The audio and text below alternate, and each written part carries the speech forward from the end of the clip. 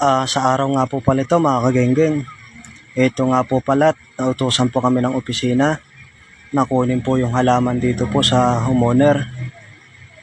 Yan nga po pala mga halaman na ay medyo madami.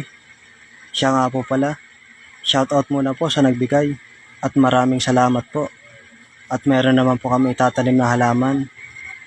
Yan nga pong halaman na ay meron pong malaki at meron pong maliliit. Yan nga po palang malaki, doon po namin dadalhin sa may gate 1, doon po sa bungad. Itatanim po namin doon sa mga paso. Para po pagpasok pala ng homeowner, ay makikita po nila na mabubungad sa kanila kagad ay yung mga halaman ay maganda po. Yan nga po pala, meron din pong maliliit na yung maliliit naman po at dadalhin namin doon sa paligid po ng swimming pool at doon po yung tatanim po yung iba.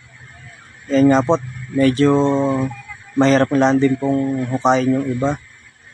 Siya nga po pala, huwag pong kalimutan, pakipollow po aking page, palike at pa-share na rin po. Maraming salamat po mga kagenggeng.